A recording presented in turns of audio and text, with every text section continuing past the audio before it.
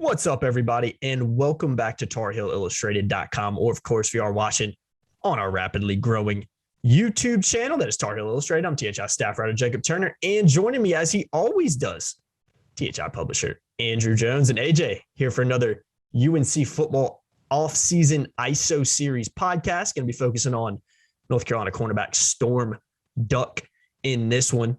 But before we dive into that, I want to give a quick and special shout out to our sponsor on this podcast. The first time we've done an ad read for this one as well. So the inaugural one for this one. Really excited about being partnered with them, though. OpeningDayGame.com is our sponsor on this. We're going to read a little bit about what they do. So, guys, there's a lot of sports bars across the country. And with the Oh That Bar feature at OpeningDayGame.com, you can go on their sports bar app and you can find sports bars in a ton of different cities across the country.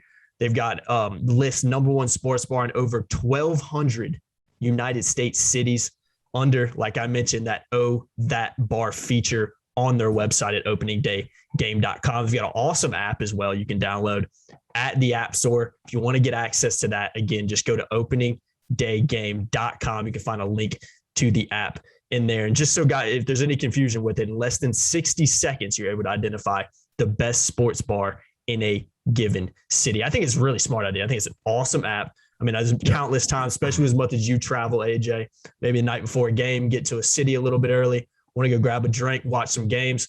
That app allows you to identify some of the best sports bars in that area, the number one, the top sports bar, find the address, find anything you need, social media, contacts, whatever it may be, and it'll take you there. So again, guys, check it out, openingdaygame.com.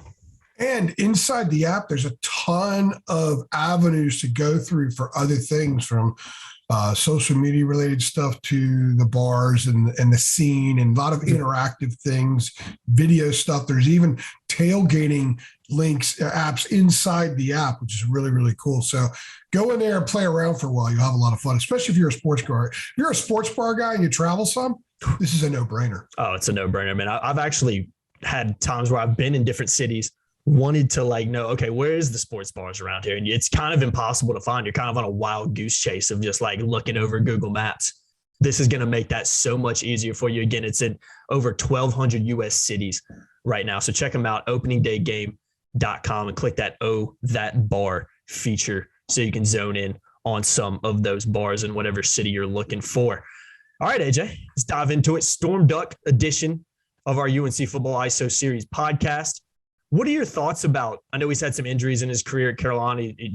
The ceiling for him is just way up there with how good he can be when he's healthy and has been when he's healthy. But what's your kind of just overall thoughts on a guy like Storm Duck in his career at Carolina so far, and kind of looking ahead to next season as well?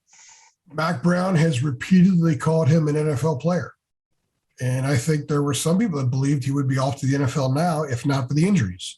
But the injury occurred after her first couple of games of the 2020 season, and kind of dabbled with coming back full throttle, decided not to, had some setbacks. We don't know 100% what the setbacks are. Some things probably best just, guys get hurt and everyone has a different process. Mm-hmm. Everyone has a different timeline. And I think there were some re-aggravations involved. And then last year, came back and played the Virginia game, which was the third game. Wasn't really ready yet. I remember seeing him on the field and saying, he doesn't look like the Storm Duck we saw, say, when he had the pick six against Temple in the Military Bowl. Mm-hmm. You were right there in that end zone when he did that. You were shooting that game. Or you were shooting that game, yeah. Yep. And but then he played pretty well after that, came back the last 5 games of the year, was a regular back there, got a lot of reps, played around 300 snaps, started to get himself back into the groove. I don't think he was even 100% then. I'm not sure how 100% he was in the spring.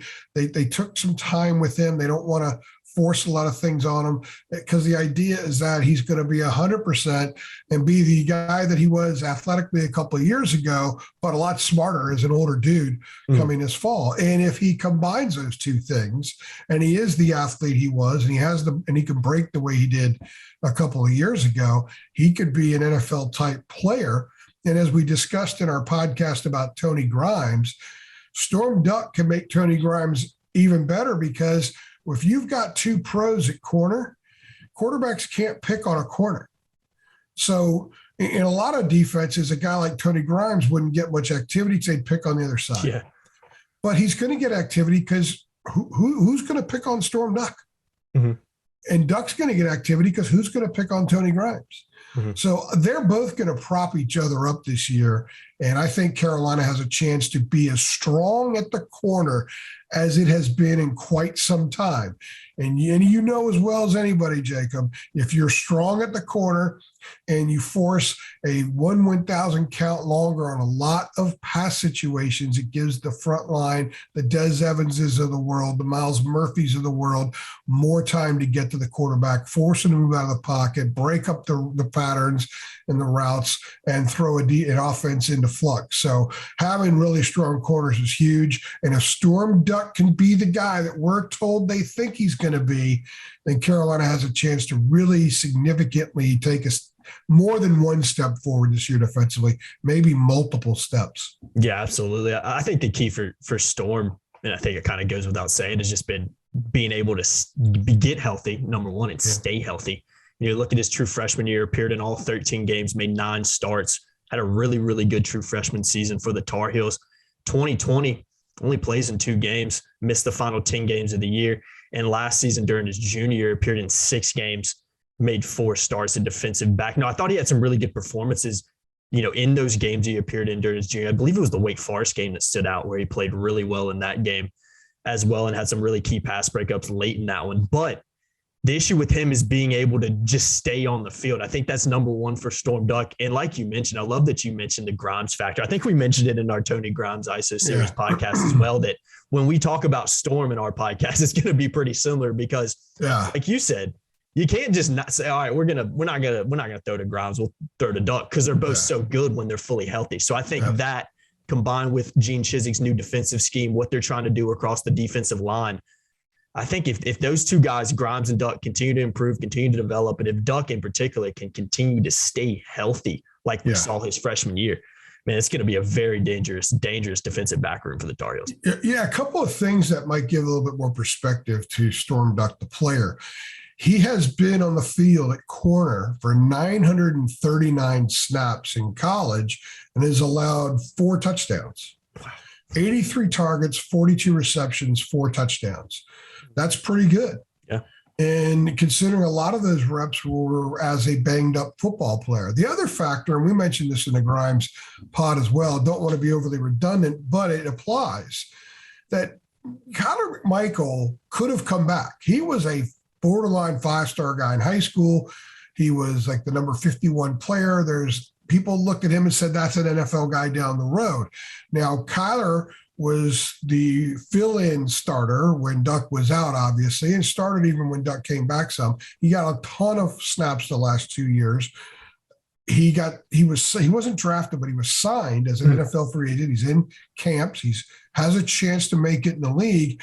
And he chose that path over coming back because he knew a healthy Storm Duck along with Tony Grimes meant he would be in a reserve role. So why not go on? So the 2 guys that are at corner right now for Carolina as they project toward the season are guys that are better right now than a guy who signed an FA deal in the NFL, who was a former borderline 5-star guy and everything else. So that tells you what the upside of both Grimes and Duck as individual players and as a tandem are, what that upside is.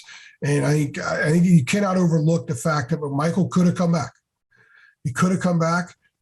It may be a different situation. It would have been a regular starter or an all ACC caliber dude. But these 2 guys, Grimes, when he's playing as well as he can, and consistency, as he said, is an issue with him. He's working on that. And Duck, it's a matter of health. Mm-hmm. We've already seen what he could do. He's already been an all ACC caliber guy. So if he's healthy and Grimes takes that next step, together they could be amazingly good.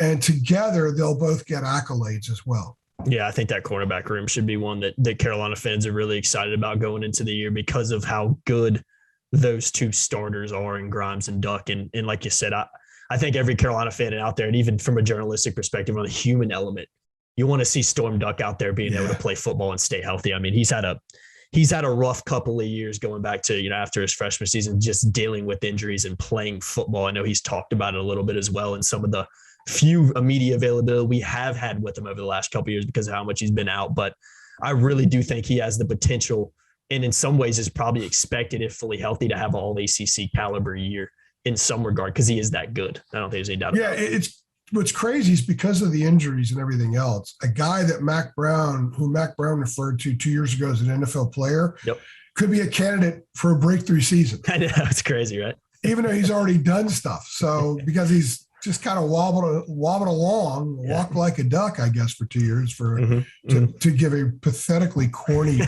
I like the effort though. I don't think I get an A for that effort, but love what he can be, love what they can be. North Carolina has a chance to make significant steps forward defensively this year.